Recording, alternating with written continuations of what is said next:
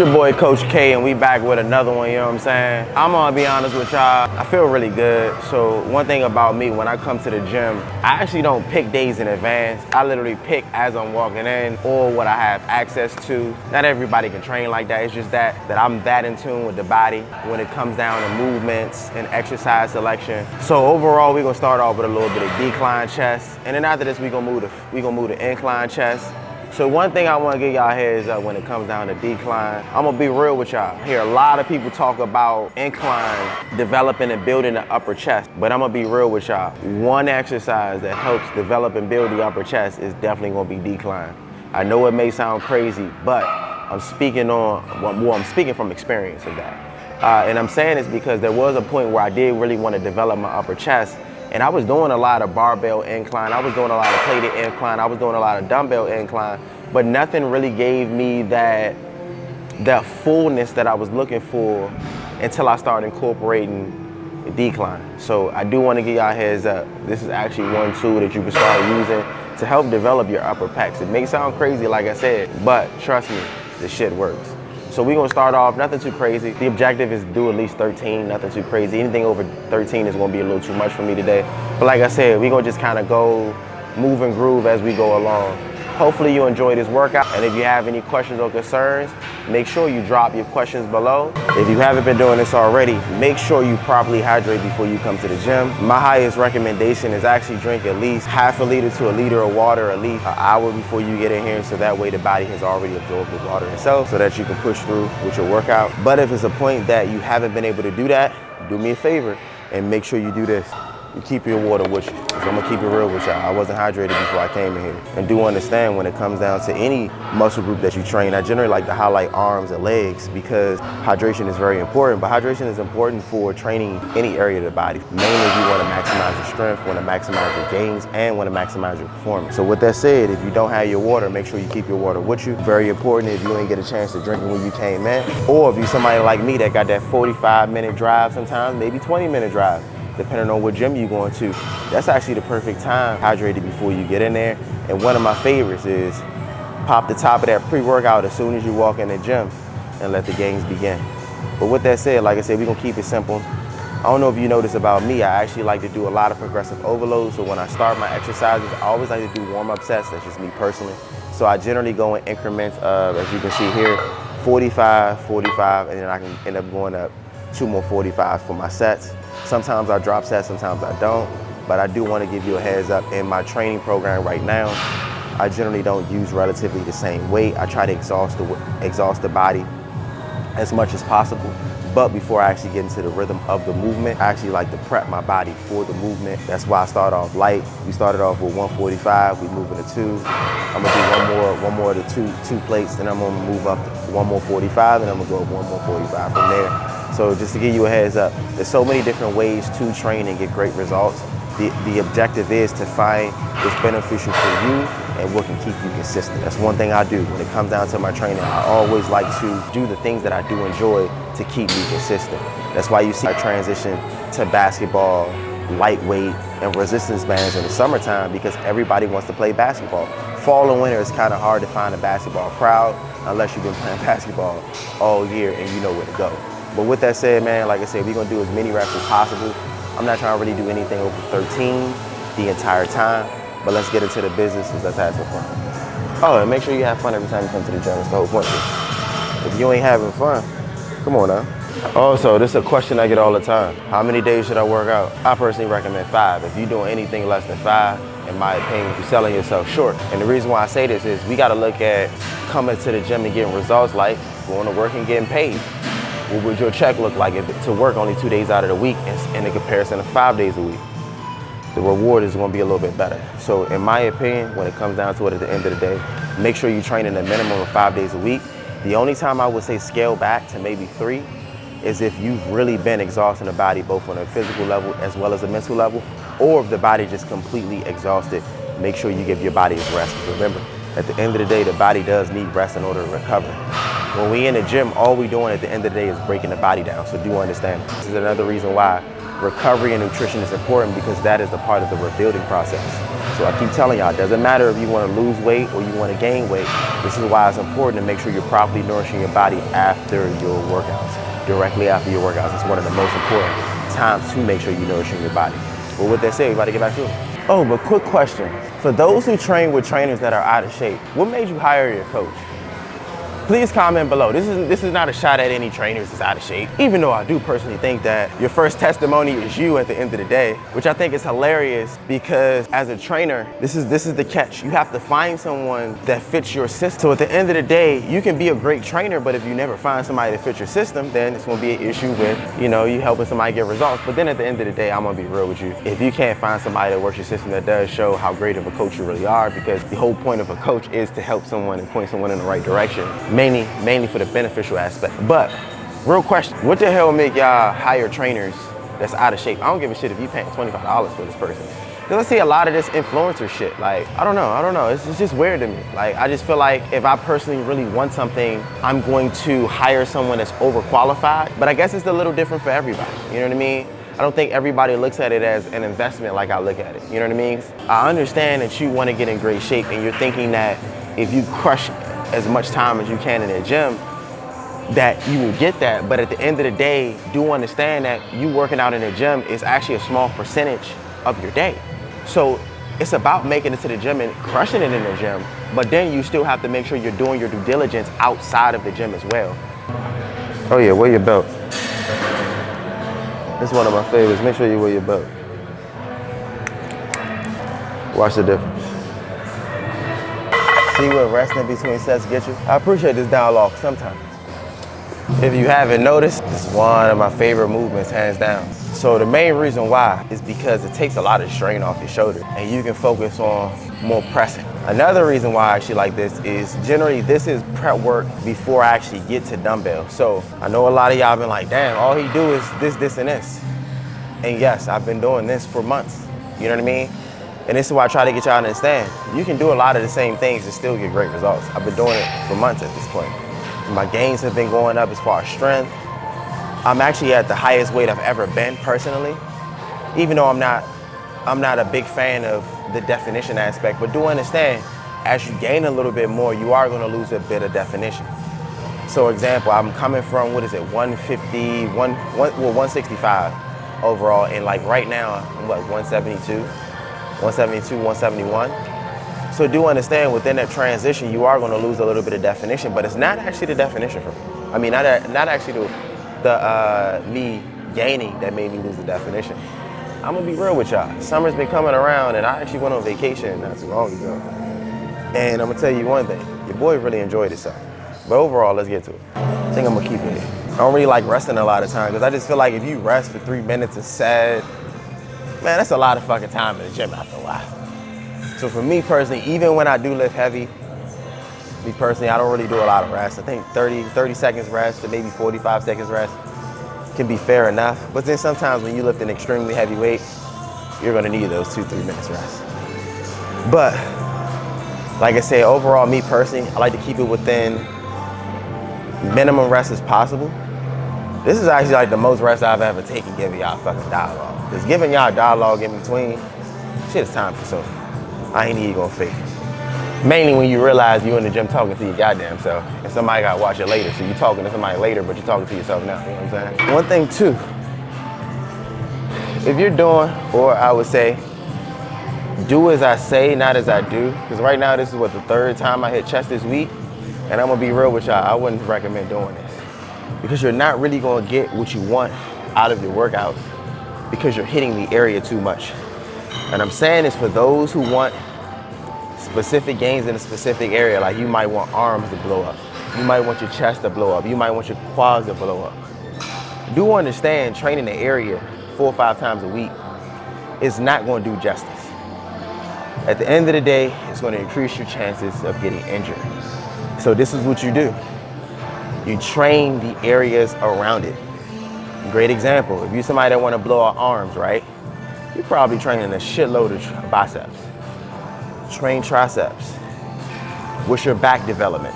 Because believe it or not, if you half-ass in training your back, you losing out on some of that some of those angles from them arms and some of that definition from them arms. Another thing too is legs. You might be wanting to get the arms together, but you failing to realize that the legs gonna help develop the arms as well. So I always say sometimes where you wanna focus so much on one area, do me a favor and scale back and understand what other areas can pull out or bring out this area to give it the strength it needs. A great example is a lot of people want a better chest, but they haven't been focusing on strengthening their forearms, strengthening their triceps, or even shoulder stability. Do understand these things are very important when it comes down to either building your body a certain way, because that's what I do. I'm focused on my physique looking a certain way, as well as being able to perform a certain way. Very important for me. I don't want to perform a certain way and look a certain way. What I mean by perform, mean half-ass perform, but then look amazing. I've seen it a couple times before, where it's like, damn, you're in shape, but you can't even use this shit in real life situations. But overall, that's not a here nor there. Do me a favor and make sure that you're training your overall body, overall, not your overall body. Train your body overall, and do me a favor as well and make sure you focus on more of your weak points than your strong points. It's like we focus more on the areas that are already strong, not realizing that if we train the weak areas around it, that same area can get even stronger, more so than just keep trying to strengthen that one area and then at the end of the day, not strengthen the areas around it that need the strength. And that's a 10, you know what's gonna happen? You're gonna get injured. So with that said, man, make sure you're being smart about your training, because at the end of the day, let's be real. You can experience an injury here, today, tomorrow, that can change a lot. And that's not what we want to do. So when we're coming to the gym, we want to be safe, we want to be smart, and we want to be very hands-on with our bodies. Don't just throw your body to shit at the end of the day. Because at the end of the day, you throw your body to shit, it's going to feel like shit, and you're not going to be able to use it the way that you used to be able to use it. But overall, like I said, do as I say, not as I do. Third time working chest, like I said, I don't recommend this, mainly if you're not conditioned enough. But overall, I think this is gonna be the last chest movement, so it's not a hit right there. Let's get it.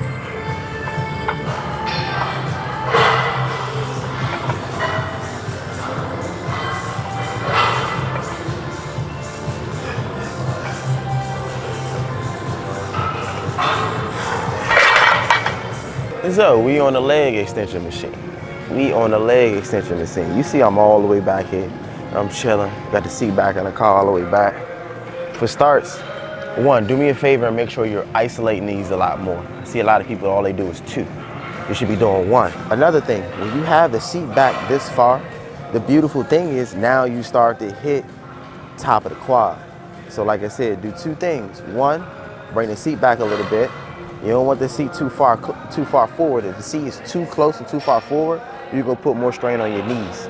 You understand, drawing it back is gonna start to hit more of the top of the quad. You see what my fingers are, the top of the quad. But then remember, like I said, 1 at a time from time to time, like we gonna do here. It's a little bit more difficult too though. I'm gonna go lighter with this, because I'm gonna be real. Sometimes you gotta start off light and then you gotta work your way up, which is what I do majority of the time. And that's what we're gonna do here. Another thing you should be doing too while you do this, just to make sure, bring it up just a little bit. A little too far from my liking, I ain't gonna lie. So another thing you should do when you're doing this is lock your, squeeze as tight as you can. Arms nice and straight. Make sure the glutes are still back. This one, as you can see, you gotta adjust it before you do it. But nice and tight, squeeze the abs, and we just doing 10. I'm telling you, isolation work, major killer. I'm trying to tell y'all. If you haven't been doing it, you should start incorporating. Woo. Trying to tell y'all, do this isolation work. And then 2, like I said, I'm feeling it. And it's lightweight. And if you want to feel it even more, slow it down. Slow it down. But fellas,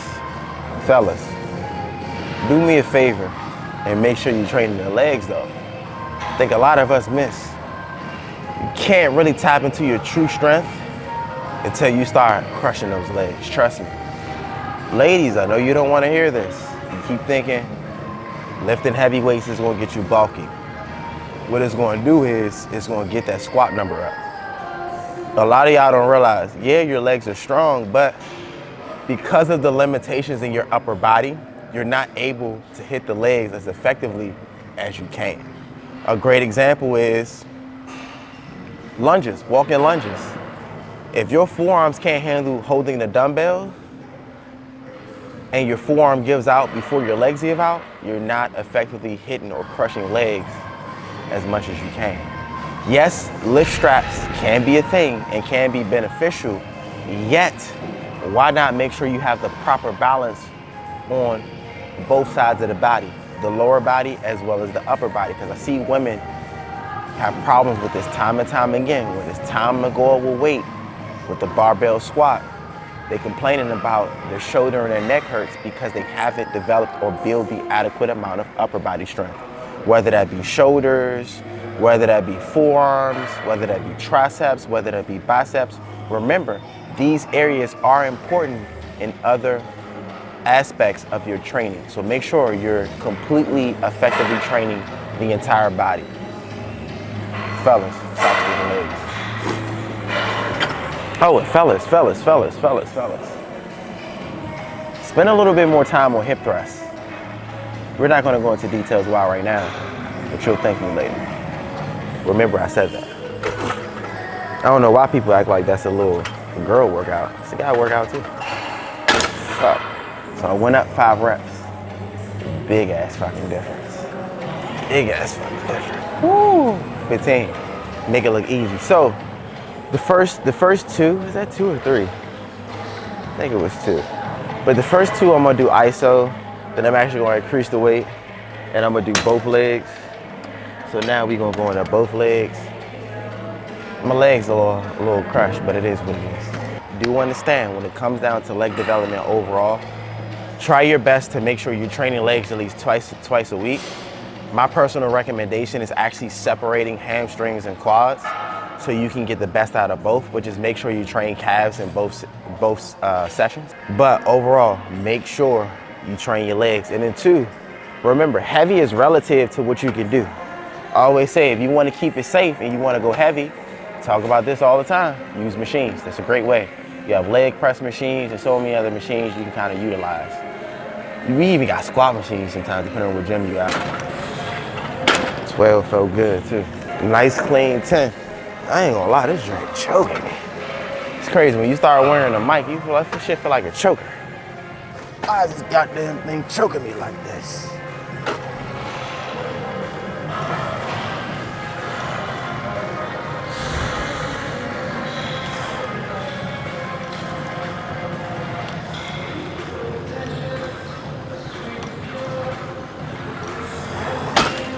Can't even lie to y'all.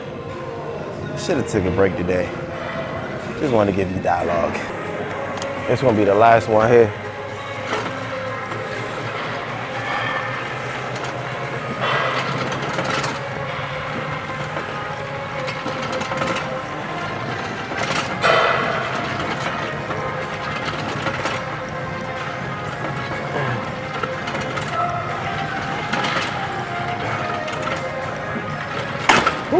Can't lie, I'm pissed.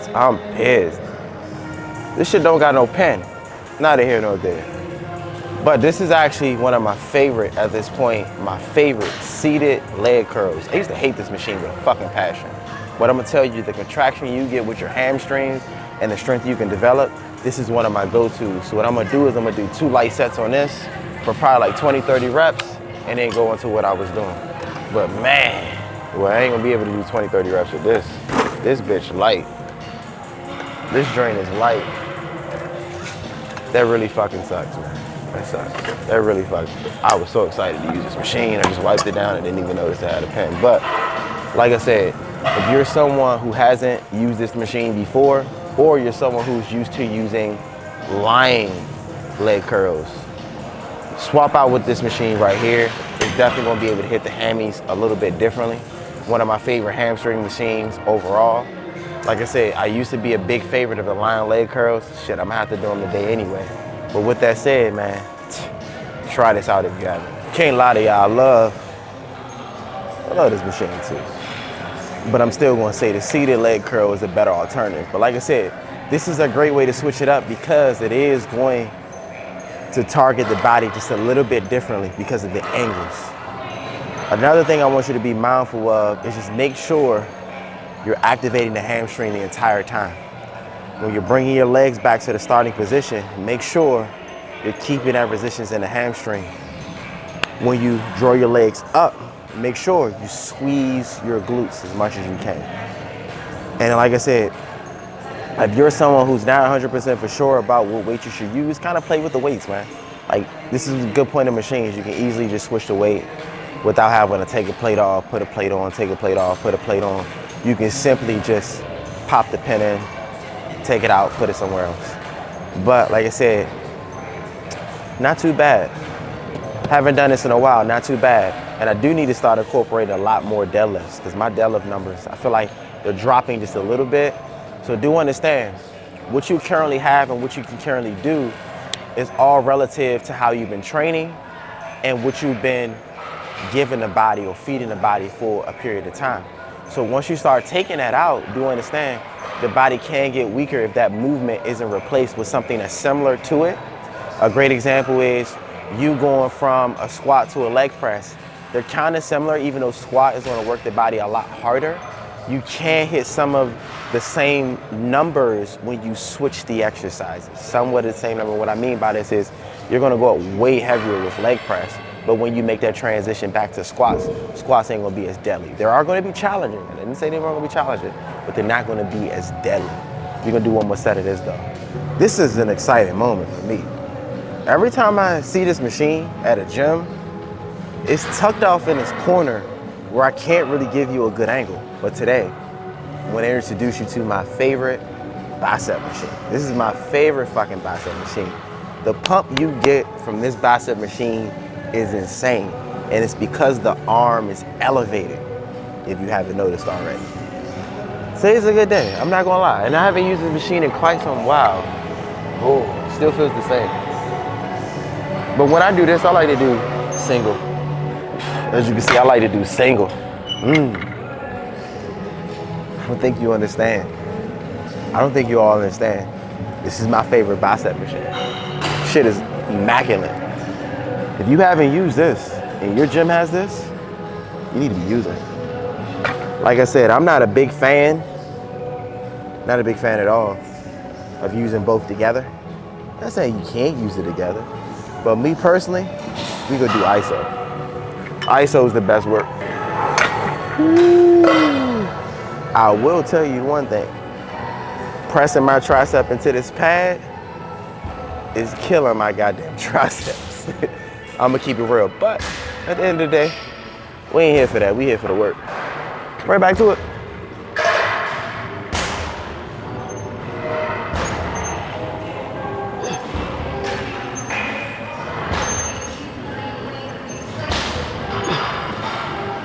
Whew. Man, that was just 10 reps. That shit was brutal. That shit was brutal. But I'm officially introducing you to my favorite bicep machine. I don't do the cables. You all know the cables. You do this. This is the machine version of that. So I've actually, crazy thing, I've actually never did that exercise a day in my life. But I can only imagine how amazing that exercise feels because of this machine. But biceps, whew. Remember, you want to train biceps at the end of the day, but if you really want immaculate arms, if you want bomb-ass arms, do me a favor and train those triceps. Triceps make so much of your arm, it's so easy to really get the emphasis you want out of your biceps if you effectively train your triceps. Ain't no way around it. I wish somebody would have told me that a long time ago. Because boy, or should I say girl, she might be a girl watching this video too. Man, I missed out on so much definition a long time ago. But now, you know, got the peak going. I don't know if you can see that. Peak in between. And if you want to achieve something like that, remember, reduce your body fat. I'm trying to tell you, if you've used this machine, you know what I'm talking about. The pump you get, bro. I do a lot of bicep exercises. I'm trying to get y'all in. I do a lot of, I ain't gonna say bicep, I do a lot of arm exercises. And what you get from this machine, you ain't getting that from a lot of machines. This bad boy right here is real. This bad boy right there, real.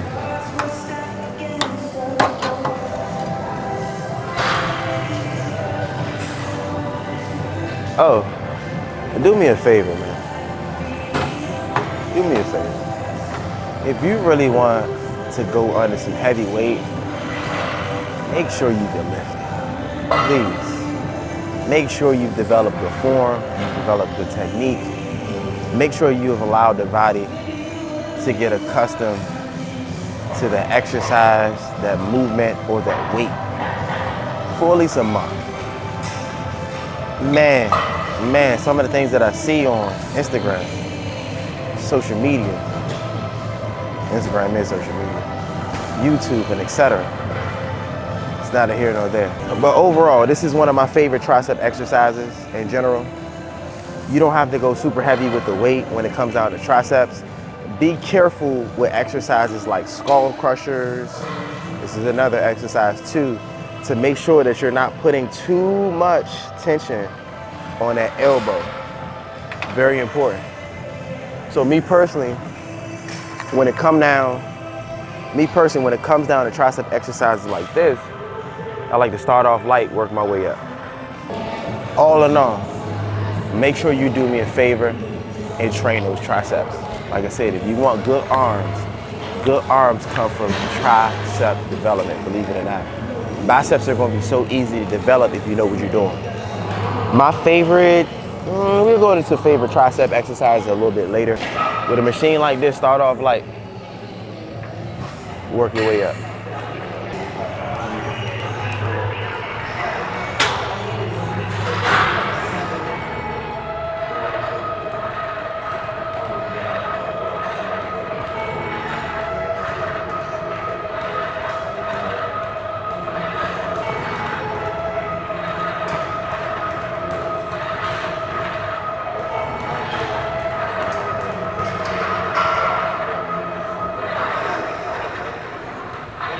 Something we do need to get clear.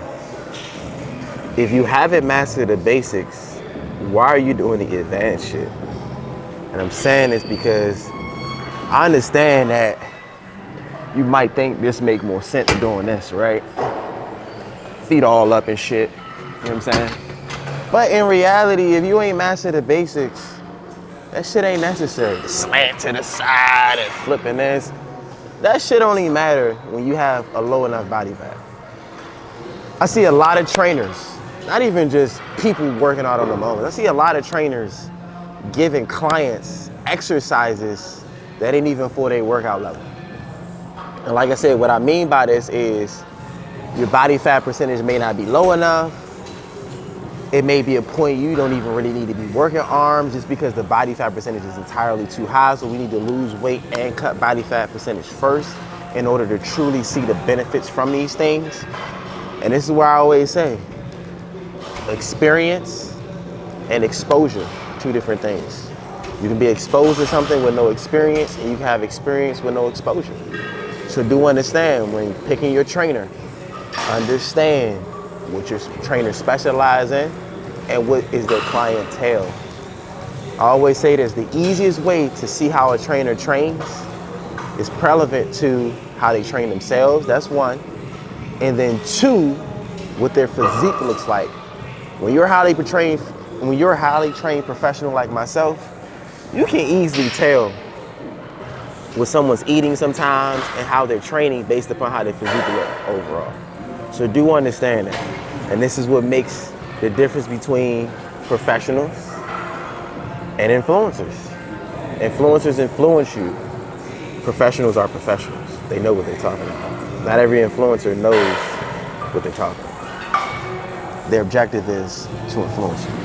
But overall, this is what we're gonna do on this one here.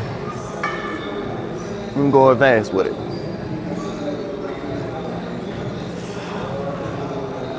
I'm only doing 5 at a time.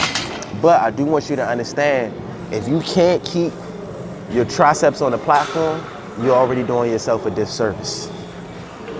Lighten the weight if you can.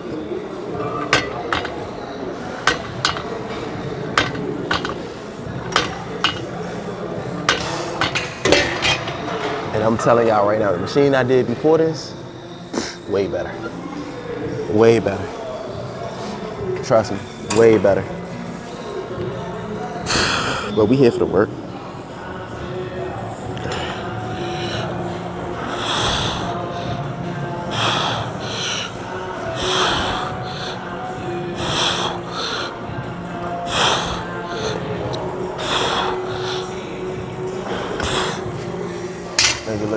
Like I said, I'm not really recommending this exercise for beginners.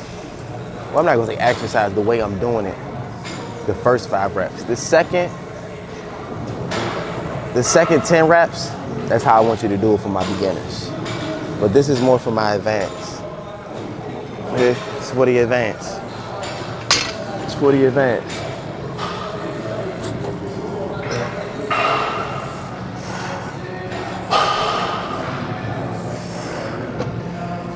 Nothing too crazy. Keep that tricep on the platform too.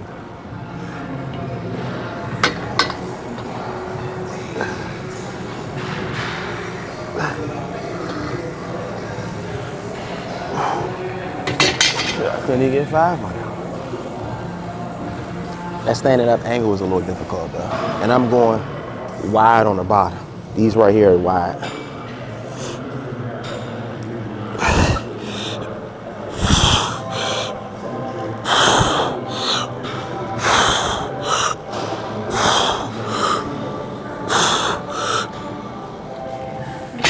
I only got 7. I was supposed to get 10. I fatigued too. But let me get that 10. I got 3 more. Sometimes I throw attacks too.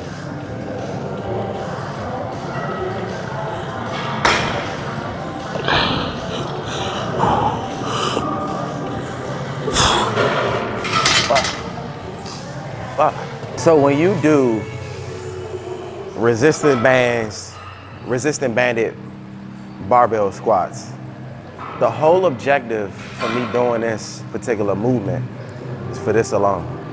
Is to get the glutes activated. So when you see me put a band on, this is an extremely heavy band. I don't recommend an extremely heavy band. I generally will go with the medium. But if you're someone who can't connect with your glutes during your squats, which is a very, very important key, one of the best ways you can build a better mind and muscle connection with your barbell squats and your glutes is by wearing a band. That's the whole reason why I wear a band. It's not tougher, in my opinion. It's not tougher because I'm generally using a moderate resistance band. But do understand that when you put the resistance band on and you're squatting, what generally happens because of wearing the resistance band, it drives your knees in, which helps make sure you keep the stability of the knee drive solid. So they're not caving in, you're keeping them nice and solid. So for those who do not know, do me a favor and make sure if you can't identify your glutes when you squat, or you haven't built the proper form, or your range of motion is piss poor, do me a favor and start wearing resistant bands when you squat. You will see a drastic difference. A lot of people always like, damn, how the fuck do you squat so low? And it's only because I've been able to strengthen the glutes, the hips, the hamstrings aren't tight, the hamstrings are strong, the glutes are strong. And it's all because of wearing the resistance band while I squat. This is something I recommend doing mainly when you go from the bar to adding weight to adding more weight. So one thing I always do as well is when I squat, I never go straight into my squats with weight. I always do the bar first. I generally do the bar for 15 reps, sometimes 10.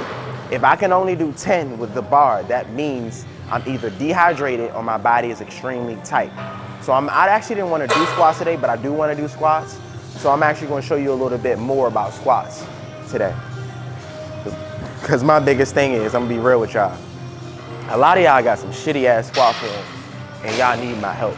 So I'm going to help y'all out, you feel me? Also, can y'all stop doing this? Can y'all start wearing those marathon running shoes to squat in? If you're someone who's wearing a shoe, squatting with a shoe, or leg pressing with a shoe, or deadlift with a shoe, with a thick ass sole, you're doing your body a disservice. A lot of the running shoes, if you ever notice, they naturally have a curve to it. The whole point of the curve is to support your run. The whole point of the thick sole at the bottom of your shoe is to absorb a lot of the resistance from your run, so that way you can focus more on your running. Do understand that those benefits are cons when it comes down to squatting. It may be another reason why you notice when you squat, you keep coming off your toes. So do me a favor, if you're someone that's coming to the gym and you may not even had in mind that you were going to do legs feel good, but you wore your running shoes. Do me a favor when you get into the leg press, when you get into your squats, when you get into your deadlifts, take your shoes off so that you can get your body a lot stronger. Trust me, this is one key to getting in great shape that I see a lot of people mess up on. And they're wondering why, why does my knees hurt? Because you have a shoe with a thick sole that keeps having you excessively lean forward. So when you're leaning forward while you're driving up, you don't realize the weight that's on your back is now shifting to your knees. So do understand this. If you're someone that's rocking out with a thick sole, when you squat, because you want to wear running shoes, do me a favor and take off those damn running shoes. Another thing too,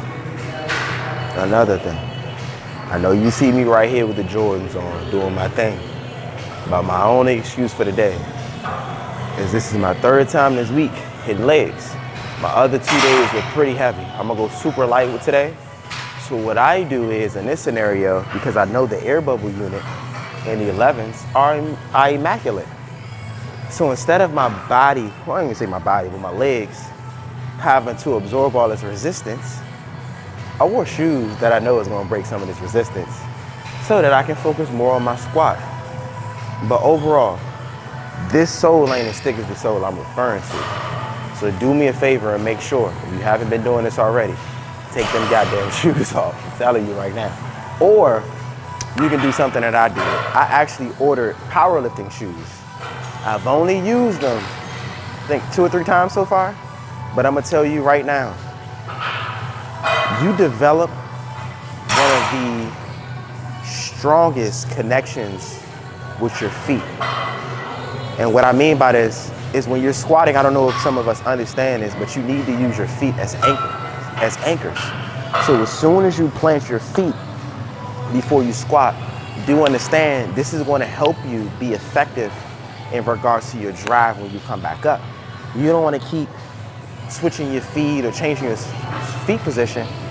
And I'm saying this because the powerlifting shoes that I ordered actually helped me just within that 2-3 times of me using it, identify and tighten up on that. Because I'm gonna tell you right now, for those who wear powerlifting shoes, you're a fucking warrior. Because them shits is solid bricks. They're heavy as fuck. I hate walking around in their gym with them. You gotta bring 2 pairs of shoes when you're wearing those in general. But like I said, that's not a here nor there.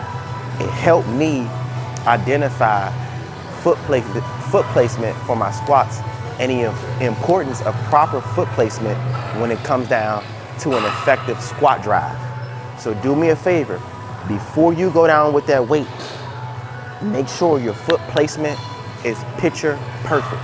So that way you can focus more on the reps instead of when you get 2-3 reps in, now you gotta switch your foot placement again to get comfortable. Before you get into that squat, mainly before you get into that heavy weight with the squats, do me a favor and make sure your foot placement is on point, because all that's going to do is help you with the drive. And like I said, as you can see what we about to do again, throw them resistance bands on those ankles. So don't throw the resistance bands on the quads, throw them on the calves. You're going to see a big difference. Quads is going to be a little too difficult, and then too, I don't like the restriction that you get from the resistance bands from doing squats in the quad area, so I always keep them low. But like I said, the whole point of the resistance bands on my calves, above my ankle, is to make sure that I'm activating the glutes to help keep that tension off the lower back.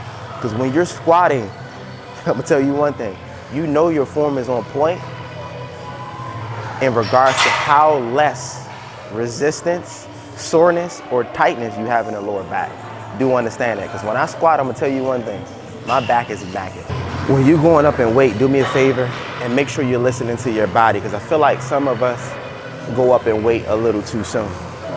So for example, I did 2 sets of the bar so far, 1 set of 45, another set when we add a quarter to the 45, and now we're gonna take the quarter off and put another 45 to make it 225. Couple key notes.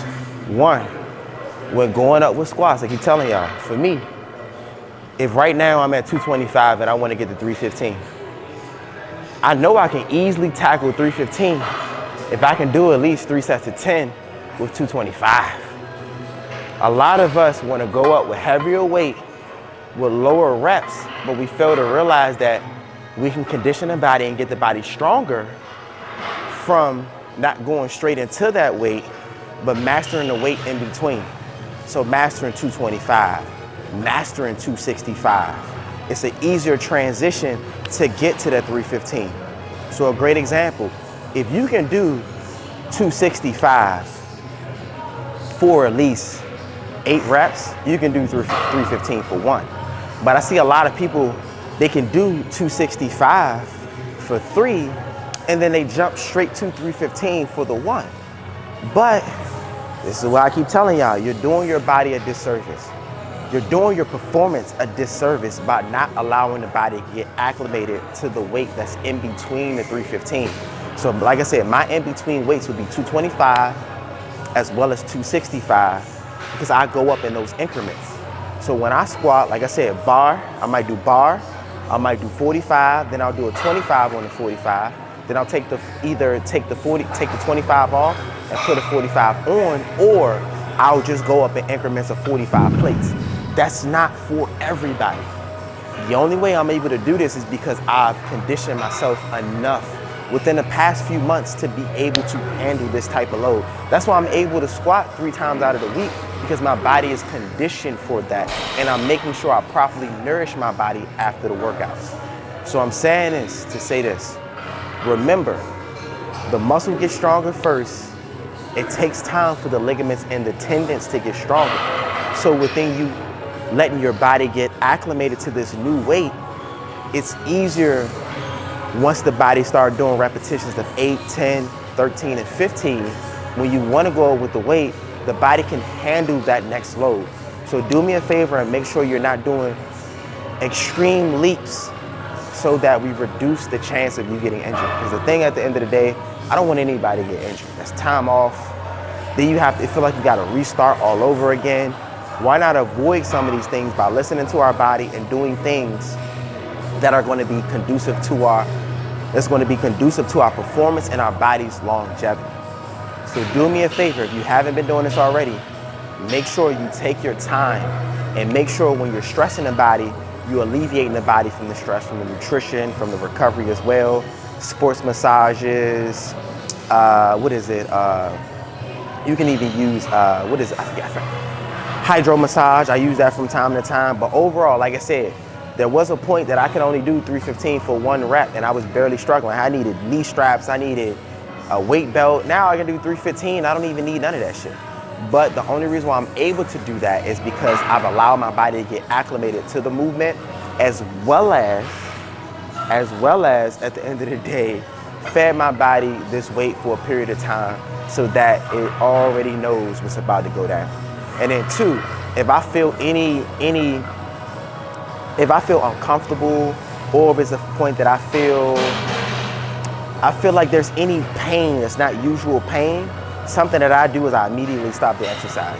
There's no reason why. If you're someone, there's a difference between soreness and there's a difference between pain. If you're someone that's experiencing pain, stop what you're doing. Believe it or not, but there is a red flag or gray area in your program that needs to be addressed as soon as possible before we continue suit on the way we're going about things. Or, like I said before, this can increase the chance of you getting injured, and that's something that we definitely want to avoid. So do me a favor, I'm gonna tell y'all this a lot, make sure your body is conditioned enough to be able to move the weight efficiently and can handle the weight that you're giving it. Always say, believe it or not, you are definitely ego lifting if you approach the weight and you cannot do a rep. That is ego lifting, y'all. That is fucking ego lifting. I don't know who told y'all that's not ego lifting, but that is ego lifting, because that shows that you don't even know your true strength. So take the time out to make sure that the body is getting acclimated to the lighter weights before you move into that big weight. That way you can preserve the body, because it's all about longevity over here. I want to be in great shape at 50, 60, 70. But the only way I can do that is if I train smart. It's not always about training hard. It's about training smart and training efficient. Don't try to get 15 pounds of muscle in 10 days. Take the time, go through the process. I tell y'all time and time again, I originally started my journey at 125 pounds. I could barely lift the fucking bar. I definitely couldn't squat what I'm squatting right now. But the only difference between you and I is the fact that I continued despite my continuous failures. I remember getting on the bar, struggling, 15, legs shaking. But at the end of the day, it only humbled me to push myself further. And then at the same time, I understand success doesn't come overnight. So I look at achieving my body as getting my first $1 billion. I knew it was going to take time. This is why I made sure I understood what I was doing to make sure I'm feeding my body the right movements, the right nutrition, the right recovery, to make sure that I'm able to create longevity as well as perform at high levels. The only way you're going to be able to perform at high levels is if you're very strategic about your system, the nutrition, the recovery, the training. All of these things work hand in hand, but do understand you are definitely ego lifting. If you walk up to that weight and you can't do a rep, do understand that's fucking ego lifting. Take a step back and, like I said, allow your body to get acclimated to the lighter weights more so than the weight that you want to address. You will be able to address that weight before you know it, because I always say this. When I started my journey, I could barely lift the fucking barbell for 10 reps. But look at me now, I can do 225. I don't care if somebody can lift 450 or 315, that has nothing to do with me. At the end of the day, do understand, when it comes down to your fitness journey and your health and wellness journey, it is you versus you at the end of the day. So do your due diligence and put in the work. I'm telling y'all right now, put in the work. Don't look for no cheat codes, don't look for no fast track. The only fast track you can get is working with a trainer. Outside of that, the supplements and all of that, man, take a step back. You don't even need all of that shit. You feel me? I ain't been taking no fucking creatine in between this time in order for me to hit the weight that I've been hitting. And do understand, it's because I've trained my body efficiently and nourished my body in the right way from whole-based foods to be able to do a lot of these things. It's not always about them supplements. Remember, supplements at the end of the day is a cash grab. Why you think a lot of y'all spending like $200 on supplements? I can't remember the last time I even spent damn near $100 a month on supplements. But hey, that's just me, you know what I'm saying? Like I said, how can you expect to lift 315 pounds with your squat with efficient range of motion? In reality, you can't lift 225 for 10 reps. Make it make sense. Make it make sense. You want to lift 315 pounds on a barbell for reps. But right now you can barely do 225 for 3 reps. Slow it down. Slow it down. Keep hitting that 225 until you can get 10 reps easy. And guess what? Then move to 265. 265, same thing. About 5 to 10 reps. Then go to the 315, and I guarantee you, when you move to that 315 then, you'll be able to do at least one. But we doing dramatic jumps too early. Do understand. So that was today's workout in a nutshell. A few takeaways. Make sure you tighten up on your squat, your form. That could be your foot placement. That could be lowering the weight. That could just be taking a step back and trying to memorize a lot of the motions. That's one thing I like to do. Like I said, machines are a great way to build better mind and muscle connection, as well as technique, as well as form. Like I said, I like to use machines as a prep to translate to a lot of the natural exercise. And what I mean by natural exercise, exercises that require you to do majority of the work. Barbells, dumbbells are a few. Cable would be another one. So I like to start off with machines before I make transitions into that style of training. But I do want you to understand, if you haven't already, make sure you like, share, subscribe. I gave you a lot of dialogue and a lot of content that you can take advantage of within this video. Man, I just want to say thank you to everybody who's actually been supporting the kid for a long time. All we're going to do this year is really take things to the next level. And overall, I feel like my gift, it really is to help people get in the best shape of their life. Like, I can't tell y'all how amazing it is to help someone lose 30 pounds or 50 pounds or finally achieve that six-pack that they want to achieve from the hard work and dedication that they put in. But do understand, there's 3 things you need to focus on. You're always going to repeat this in videos. It's going to be your training. Your training should always consist of cardio and strength training. Then it's going to be your nutrition. Nutrition is going to be important. Remember, nutrition does cover both the recovery aspect as well as the performance aspect. You need to make sure you're nourishing your body before your workouts as well as after your workouts. And what I mean by nourish your body before, I just mean make sure that the body has enough vitamins, minerals, and nourishment to sustain and push through the workout. Very important. And last but not least is going to be 3, recovery. You need to make sure you're properly recovering. That could be sports massages, that could be hydro massage, that could be somebody stretching you out. Doesn't matter what it is, foam rolling, stretching. You need to apply a lot of those factors into your training, mainly if you're training 5 days a week. It's very important because not only do you have to deload the body from the stress, you do need to incorporate the resistance. And remember, the resistance that the resistance from the gym, from the weights that you're pushing and all this other stuff, is really breaking down the body. Do understand that exercising is breaking down the body at the end of the day, and nutrition and recovery is going to help rebuild the body in the right ways. And this is why I tell y'all, it's very important. Doesn't matter if you're trying to lose weight, you do need to make sure you're nourishing your body properly after your workouts. Very important. Hope you enjoyed this video. I gave you all a lot of feedback. Make sure you like, share, subscribe, and I'm gonna catch you on the next one. You feel me?